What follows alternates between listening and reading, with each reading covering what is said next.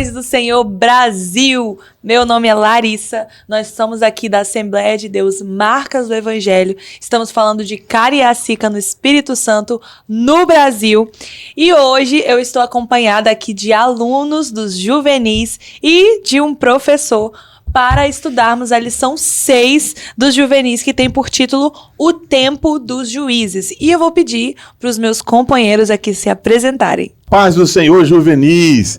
Meu nome é o Pastor Gideão. Estou aqui para ministrar essa lição junto com os nossos companheiros aqui. Estou muito feliz por estar junto com vocês hoje. A paz do Senhor, juvenis. Meu nome é Otávio e eu serei o professor de vocês nessa aula. A paz do Senhor, juvenis. Eu sou a Lara e é um prazer estar aqui com vocês. Muito bem, então antes da gente começar, eu peço para que você se inscreva no canal, dê um like nesse vídeo, já deixa o seu comentário. Se você for aluno, já coloca a sua presença aqui no chat ao vivo para a gente saber que você está assistindo. E se você for um visitante, seja muito bem-vindo. Coloque aqui no chat se estiver assistindo ao vivo, como é o seu nome, de onde que você está falando. E se você está assistindo depois, coloca nos comentários de onde que você é. Então vamos orar. Senhor, muito obrigado a Deus por estarmos na Tua presença. Obrigado por esse momento aqui, ó Pai, de ministração da Tua palavra. Que possamos, meu Deus, aprender sobre o tempo dos juízes e que possamos aplicar esses ensinamentos à nossa vida. Abençoe também os irmãos, os juvenis que estão ouvindo esta aula, assistindo essa aula. Ó Pai, assim nós pedimos e te agradecemos por tudo, em o nome de Jesus. Amém. Amém. A paz do Senhor, juvenis. Eu sou o Vitor e eu tô aqui para fazer a leitura bíblica em classe. E o livro de hoje se encontra em Juízes 2, do verso 11 ao 20. Então fizeram os filhos de Israel o que parecia mal aos olhos do Senhor, e serviram aos Balaíns. E deixaram o Senhor, Deus de seus pais, que os tirara da terra do Egito, e foram-se após os outros deuses, dentre os deuses das gentes que havia ao redor deles, e encurvaram-se a eles, e provocaram o Senhor a ira, porquanto deixaram ao Senhor e serviram a Baal e a Astarote.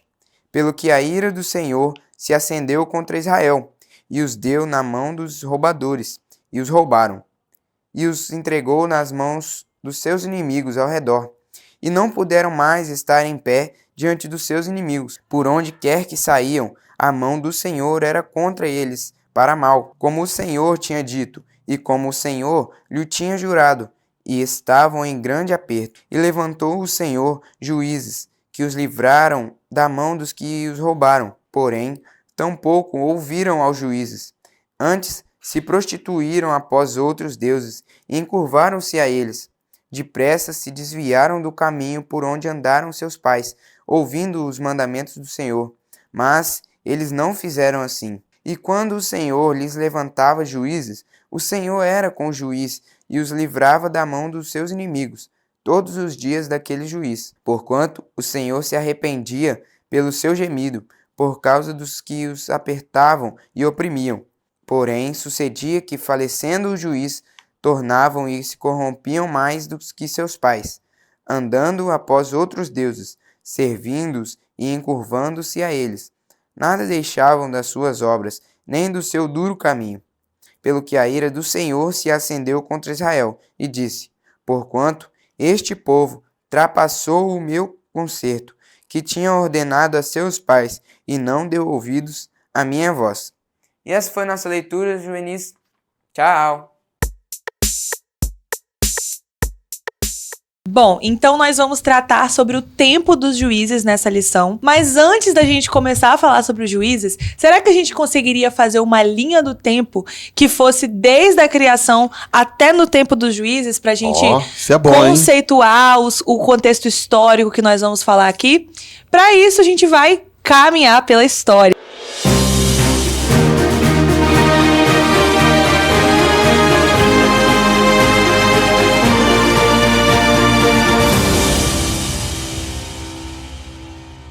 A paz do Senhor, juvenis! Meu nome é Ana Sofia. E o meu nome é Alisson e nós estamos aqui para mais uma linha do tempo.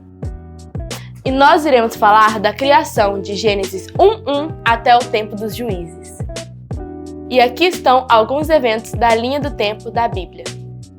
Antes da criação, Deus já existia, porque Ele é eterno.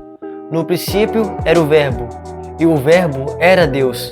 Então, Deus criou o mundo em 6 dias, conforme o poder da sua palavra, conforme está descrito em Gênesis 1. E no 6º dia, Deus criou o homem como coroa da sua criação. E depois do primeiro homem, Deus criou a mulher, Eva, e viu Deus que tudo era muito bom. Mas o primeiro homem, Adão, pecou juntamente com sua mulher e quebraram a aliança com Deus, e ambos foram expulsos do jardim do Éden. Gênesis 3, 4.000 a.C. A maldade do homem se multiplicou e a situação humana ficou insustentável. E Deus decidiu destruir o homem da face da terra através de um dilúvio. Gênesis 6. E em meio ao caos da humanidade, Deus achou graça em Noé e mandou ele construir uma arca, onde juntamente com sua família e animais estariam salvos da tragédia que estava por vir.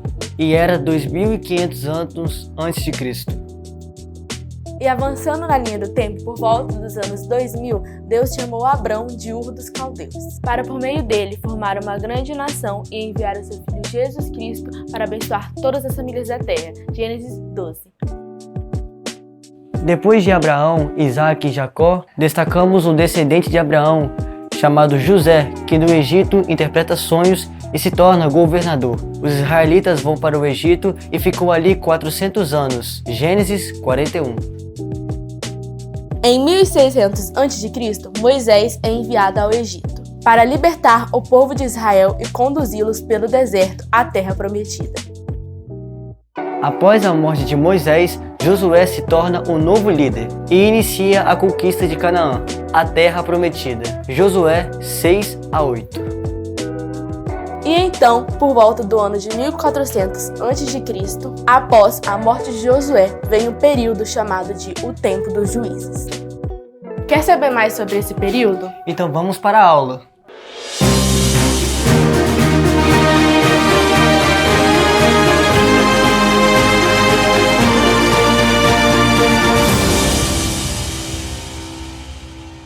Muito bem, caminhamos aí pela história, entendemos o contexto que nós vamos falar. Então, após a morte de Josué, o povo de Israel começou a decair cada vez mais. Israel começou a adotar práticas que eram corruptas diante dos olhos de Deus. E eles estavam trazendo essas práticas do povo cananeu, que eles não conseguiram expulsar da terra. E isso acabou levando a um ciclo repetido, um ciclo vicioso. E esse ciclo envolvia o pecado, opressão, arrependimento e libertação e paz, que eventualmente levava de volta para o pecado, opressão, arrependimento e libertação e paz. Então, o livro de Juízes é um exame da condição humana. Mostra que a condição humana, nós seres humanos, precisamos de um libertador para não entrarmos nesse ciclo repetidamente. E para início de conversa, Pastor Gideão, o que você poderia destacar para nós sobre o livro de Juízes? Bem, eu posso destacar, primeiramente, dois pontos, né? O primeiro ponto seria o seguinte: existem 3 sessões dentro do livro de Juízes, e a gente poderia dividir essas sessões da seguinte forma. A primeira, a situação de Canaã após a conquista israelita, como estava, né, a Palestina, Canaã, aquela região, depois que Josué entrou ali com os israelitas, que vai do capítulo 1 até o capítulo 3, versículo 6. Depois vem a história dos juízes, que vai do capítulo 3 até o capítulo 16, mostrando todos os juízes daquele período. E depois do capítulo 17 até o capítulo 21, que narra as histórias da tribo de Dan e de Benjamim.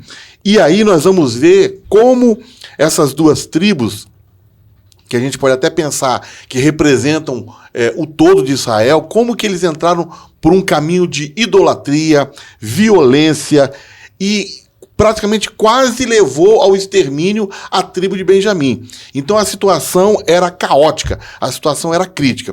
Então essas 3 sessões no livro. E a segunda coisa importante a gente frisar dentro do livro de Juízes é que revela esse livro revela quem são as pessoas quando são deixadas por Deus, né, para seguir seus próprios caminhos, seus próprios corações. Foi o que aconteceu naquele período. O povo se afastou de Deus e Deus parece que falou assim, vocês estão querendo se afastar de mim? Então tá bom, então podem fazer aí o que vocês quiserem, vou ficar aqui olhando e na hora certa eu vou intervir. E aí o homem, quando deixado, né, digamos assim, né, quando deixado à própria sorte, ele vai enveredar por um caminho de pecado, né? E isso vai levar ao caos, né? A situação de Israel naquele momento. Inclusive, tem um versículo que se repete no livro de Juízes.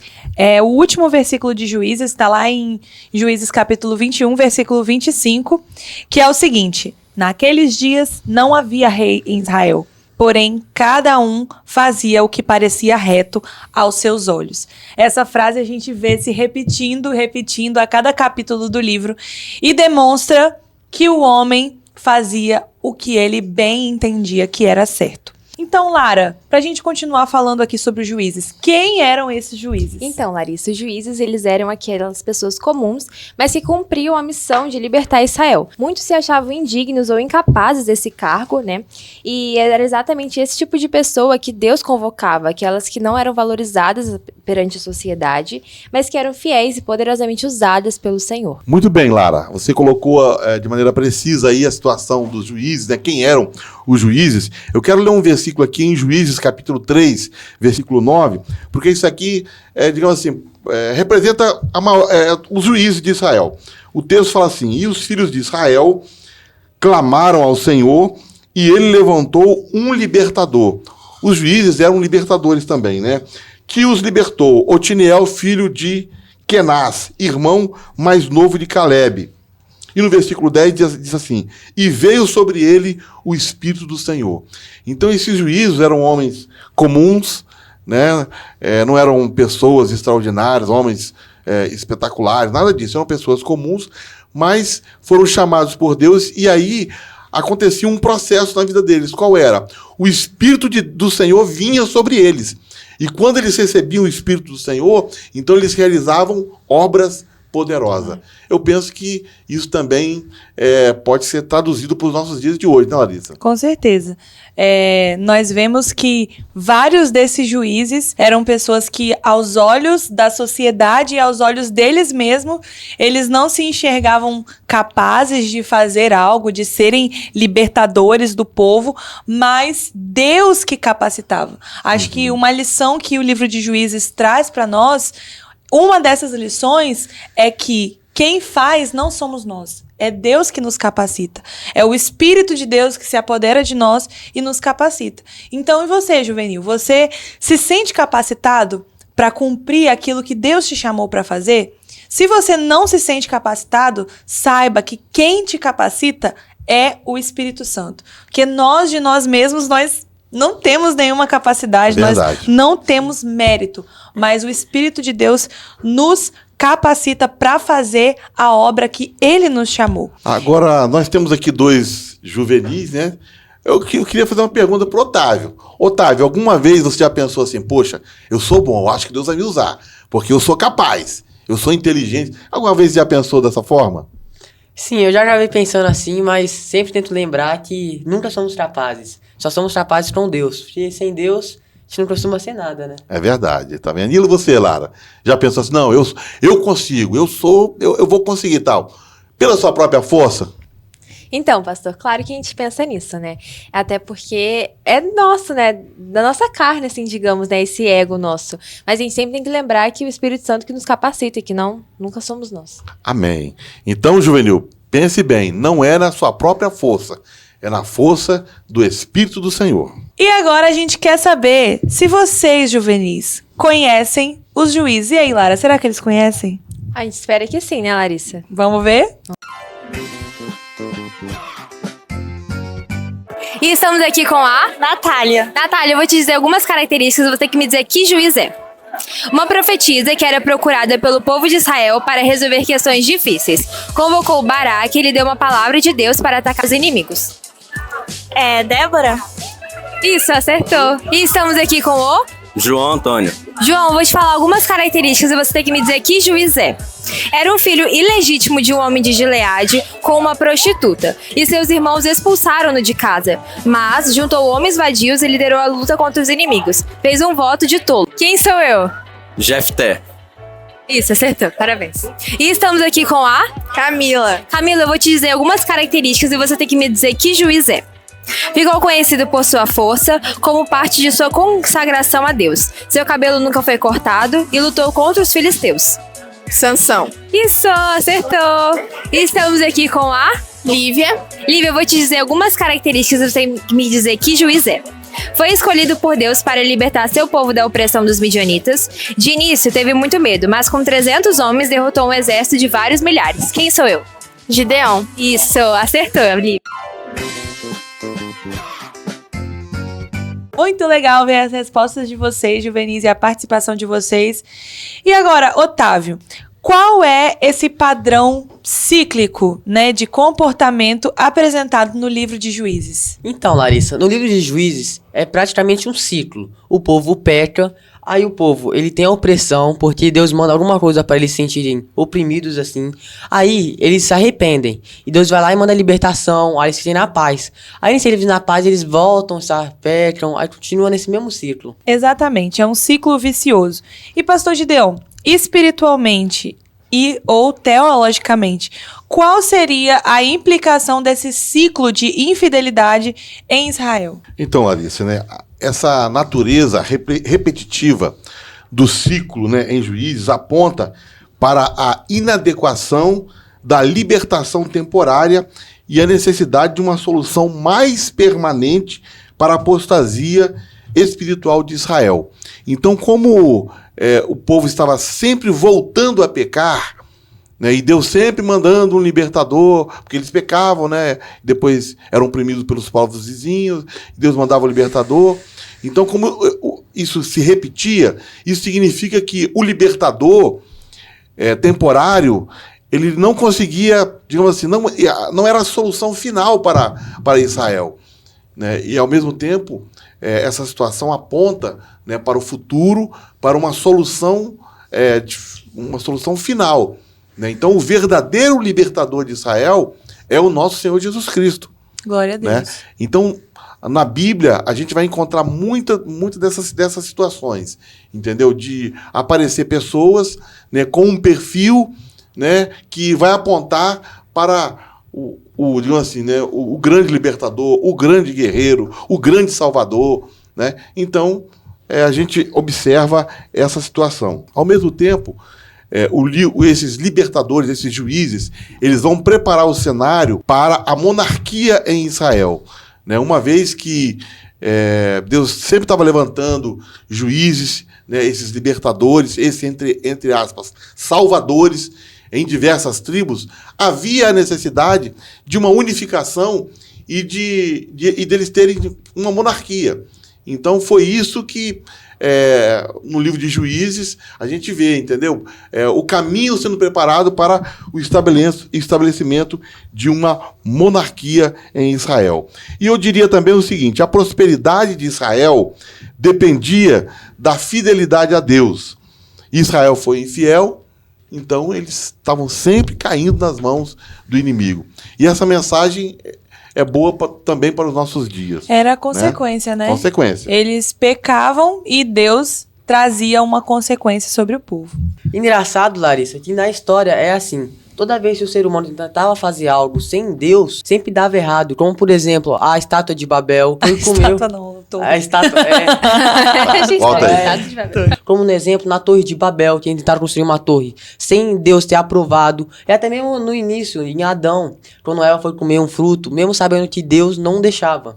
Então, toda vez que o ser humano faz algo sem Deus liberar, sem a presença de Deus, sempre dá ruim. Tipo, nunca... É verdade, sempre dá ruim. Presta atenção aí, Juvenis. Ó, vamos seguir a palavra de Deus. Tá aí o conselho do professor Otávio. Bom, e você sabe quais são todos os juízes de Israel? Você sabe? E aí, Juvenis, tudo bem com vocês? Estamos aqui agora para o nosso quadro Você Sabia? onde iremos apresentar algumas informações que irão agregar à nossa aula de hoje. E começo com a seguinte pergunta: você sabe quem foram os juízes de Israel? Não? Então fica aí que iremos descobrir agora. Vem comigo!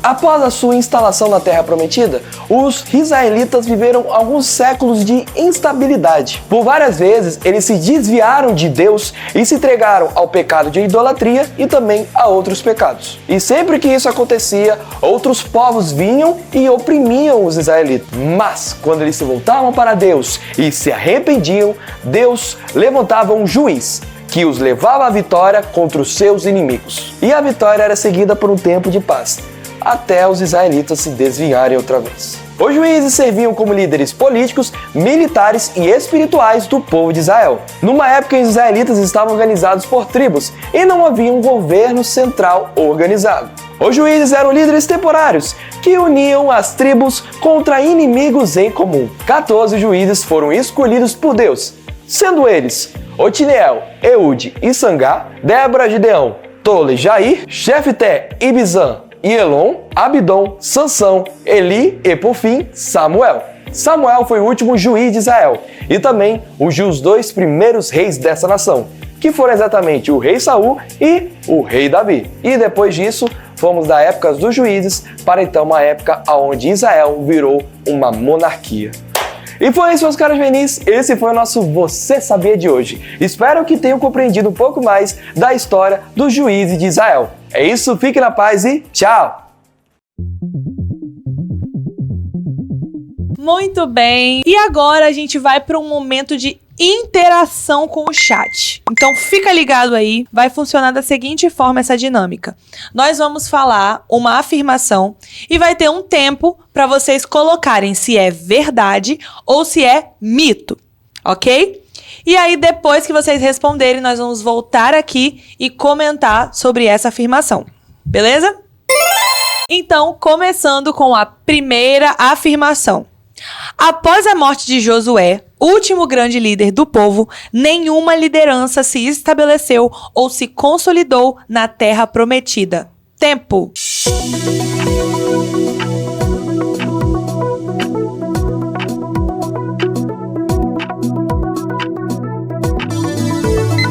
Juvenis, você falou que é um mito, você errou, porque é verdade. Sem uma liderança centralizada, o povo se dispersou, cada um em sua tribo, e eles acabaram pecando e perdendo os costumes de outros lugares que não serviam a Deus. Isso aí. Muito bem, então vamos para a segunda afirmação. Após a morte do juiz que livrava o povo da opressão inimiga, o povo retornava às antigas práticas até que uma nova opressão se levantasse. Tempo na tela.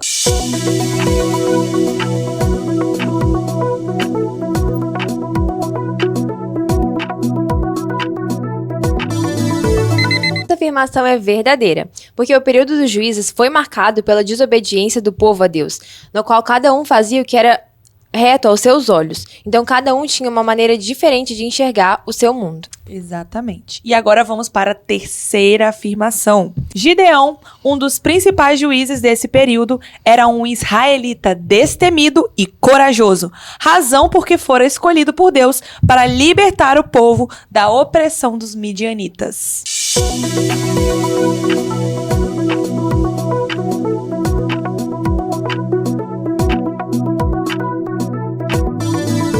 E se você respondeu que é verdade, você errou. Por quê? Porque isso é um mito, na verdade, né? Se a gente fosse traçar um perfil de Gideão, o perfil dele seria um perfil assim bem negativo, né? Gideão era uma pessoa insegura, ele era muito medroso, ele era incrédulo, ele era tímido. Então, esse homem corajoso aqui que Larissa falou, destemido, tal, não combina com o perfil de Gideão. Mas, apesar, né, desse perfil negativo que ele tinha, quando o Espírito do Senhor veio sobre ele, então ele se tornou uma pessoa corajosa, destemida, né? É aquilo que a gente está vendo nessa aula. E a quarta afirmação é: a história do nascimento sobrenatural de Samuel, último juiz, é um dos registros mais importantes do livro de Juízes.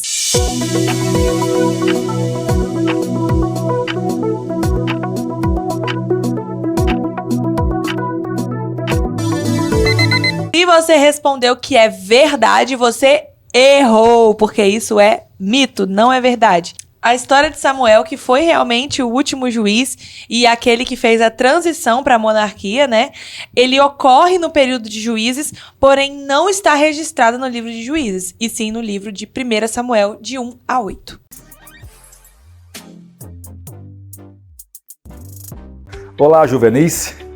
Vamos pensar um pouco sobre o voto do nazireado.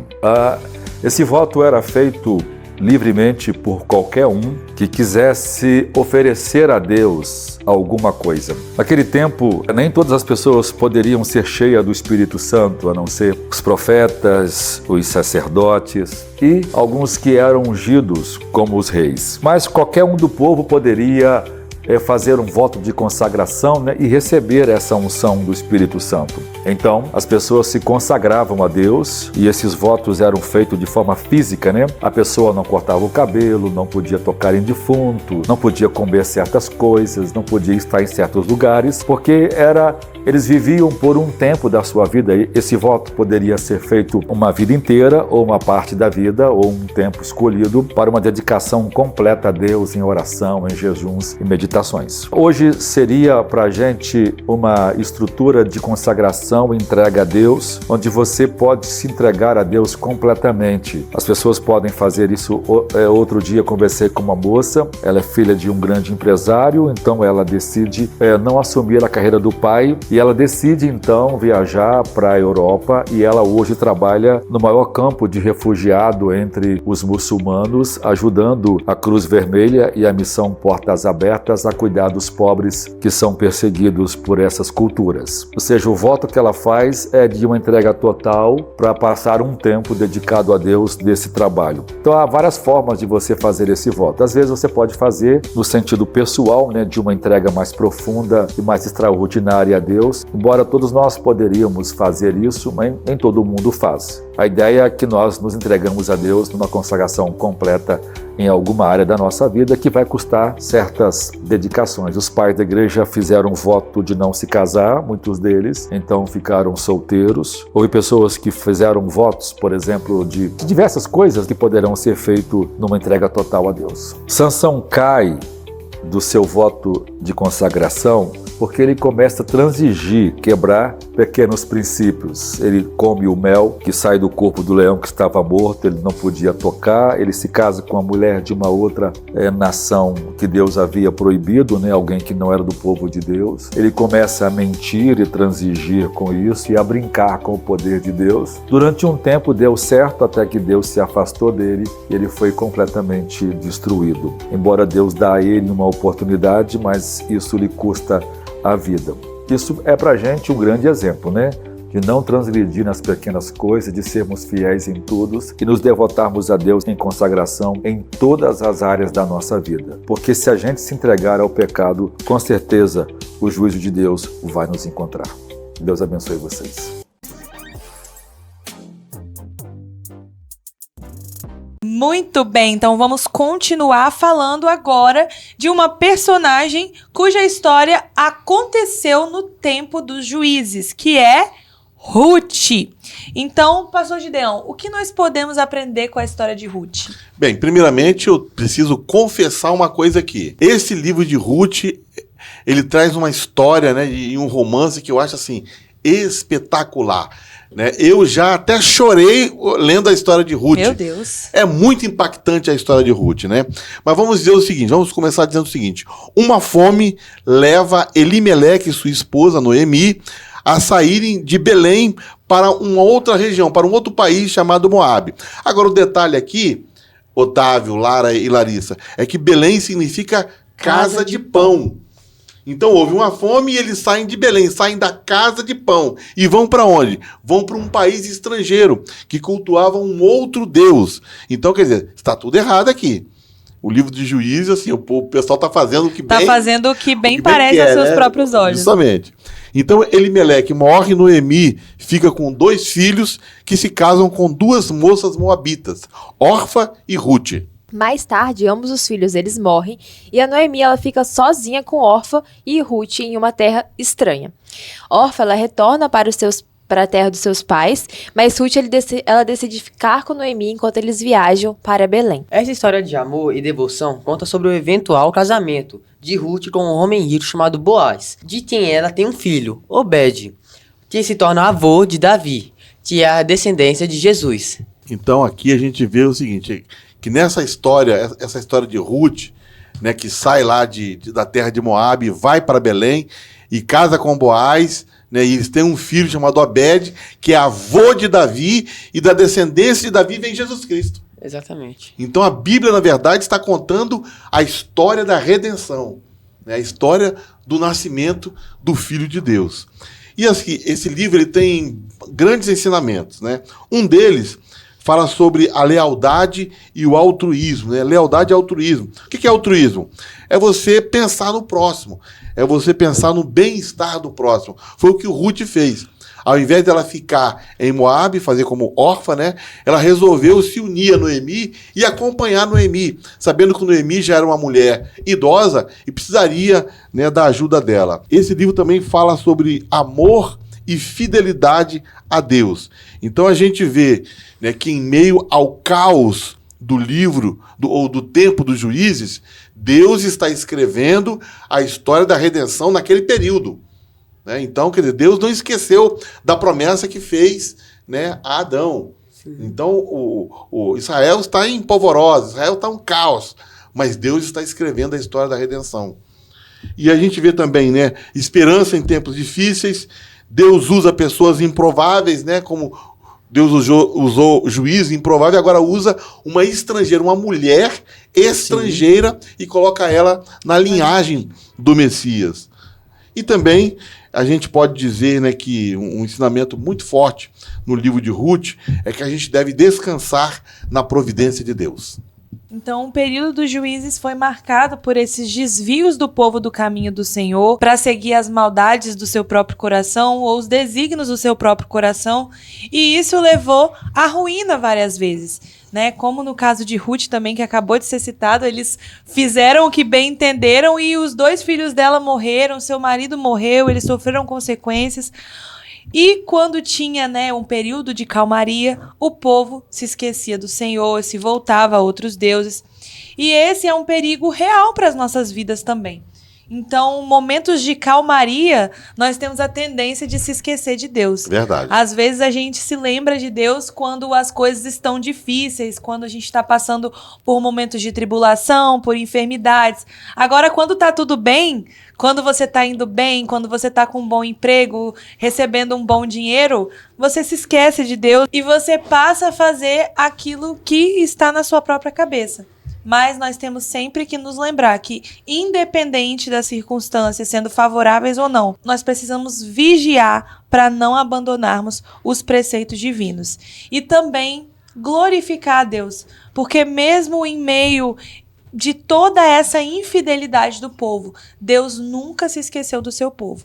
Deus sempre esteve ali. Quando o povo se arrependia, Deus se voltava a eles e dava o escape que era necessário. Então, Larissa, agora estamos num momento muito especial da nossa aula, que é o momento da oferta. Aqui embaixo está aparecendo o nosso Pix, nosso PicPay, as contas bancárias da nossa igreja. E a gente também tem um projeto dos 1000 valentes, que é para comprar o nosso local de igreja, onde temos culto, campo.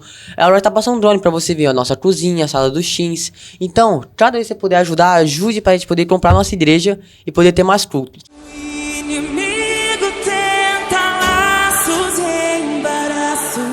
Pra me envergonhar, e aí? Mas não vai. Por quê? Porque eu não estou sozinho nessa guerra. Está comigo o braço forte do Senhor, aquele que acalma o vento, aquele que aquieta o mar, tira a força do fogo, faz o leão jejuar.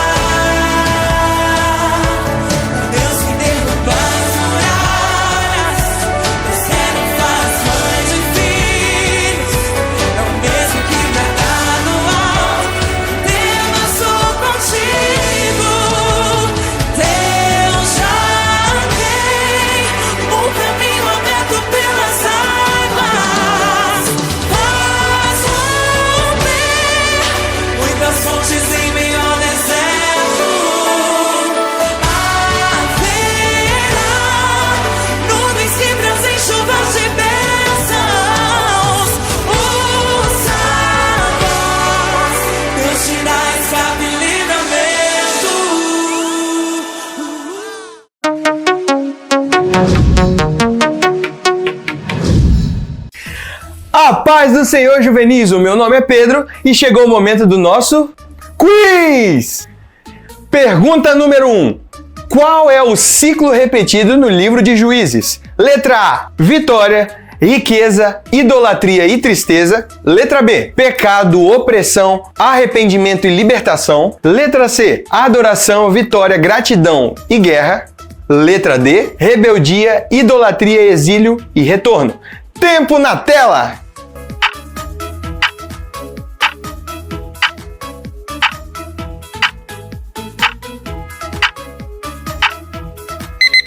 E a resposta correta é a letra B, pecado, opressão, arrependimento e libertação.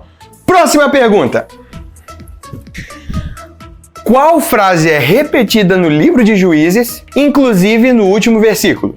Letra A, e Deus viu que era bom. Letra B, naqueles dias Israel era próspero e obediente. Letra C, o Senhor é fiel para libertar o seu povo. Letra D, cada um fazia o que parecia reto aos seus olhos. Tempo na tela!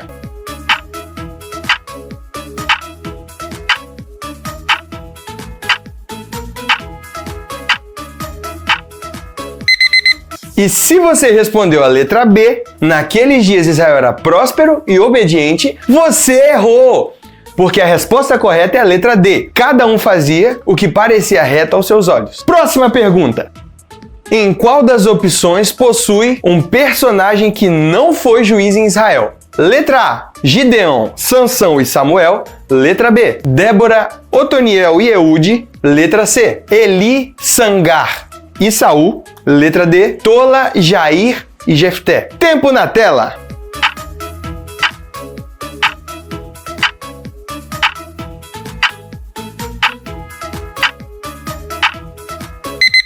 E a resposta correta é a letra C, Eli, Sangar e Saul. Próxima pergunta. E o que podemos aprender com a história de Ruth? Letra A, o valor da lealdade, do altruísmo e da esperança em tempos difíceis. Letra B, a importância de se afastar das pessoas em um tempo de dificuldade. Letra C, a necessidade de depender apenas dos nossos esforços. Letra D, a ideia de que somente líderes militares são usados por Deus. Tempo na tela!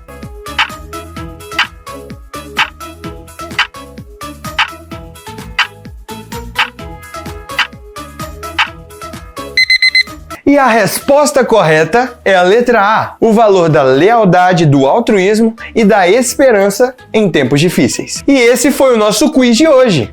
Até mais!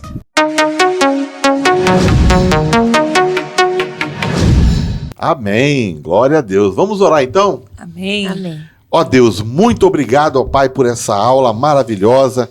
Quero te agradecer, ó Deus, pela vida de todos, por esse ensinamento e que possamos internalizar, ó Deus, os conceitos que foram aqui apresentados, ó Deus, do tempo dos juízes. Abençoe a cada um também que está assistindo esta aula. Assim nós oramos e te agradecemos por tudo, em nome de Jesus. Amém. Amém. Tchau, Tchau, Juvenis.